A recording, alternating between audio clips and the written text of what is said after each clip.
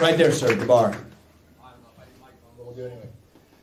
With all the news coming out today, what would you do about the individuals on Jeffrey Epstein's flight logs? Yeah, look, we got to actually, and first of all, that's not even the whole thing.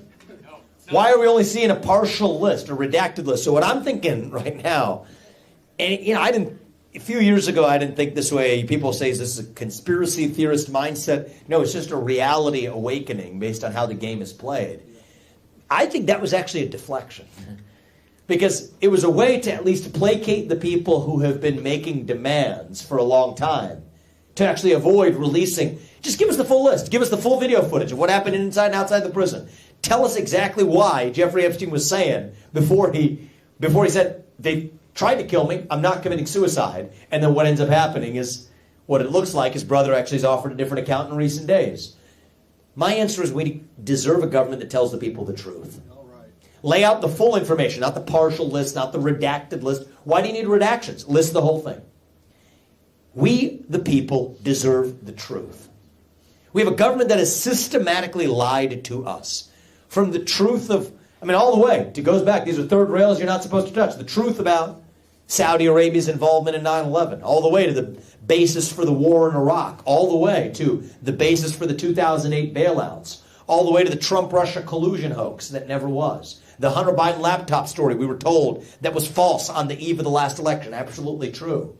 To the origin of COVID-19, which absolutely did begin as a man-made virus in a lab in Wuhan, which would have been censored if you said as recently as 2.5 years ago.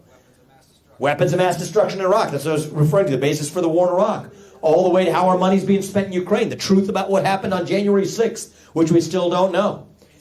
Well, but the extent to which and how, tell us the details. Release the video footage. All the way to the Nashville Transgender Shooter Manifesto, which they refused to release. Every other shooter manifesto released except for that one until it got leaked. All the way to the Jeffrey Epstein client list. We deserve a government that tells the people the truth again. And if there's one thing I can promise you as your U.S. president, we will tell you the truth not just when it's easy, but when it's hard. Tell you the truth when it's ugly. That's how we actually rebuild trust in this country. You want to know something? If you want somebody who's actually going to get in there and speak truth to power, start by voting for somebody who's going to speak the truth to you.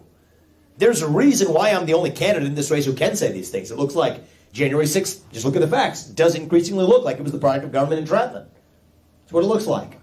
That the client, Gretchen Whitmer, we actually know that was entrapment because it was actually proved by a jury that acquitted 3 of those people. There's a systematic underbelly of the administrative state, the deep state, and the law enforcement apparatus in this country.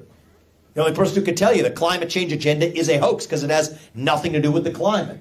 That the carbon capture pipeline making its way across half this state, including the western and northern part of this state, using eminent domain to seize the land of innocent farmers, is based on incorrect, false, and illegal premises using eminent domain to steal the land from innocent farmers. To tell you Ronna McDaniel needs to resign as the failed chairwoman of the RNC.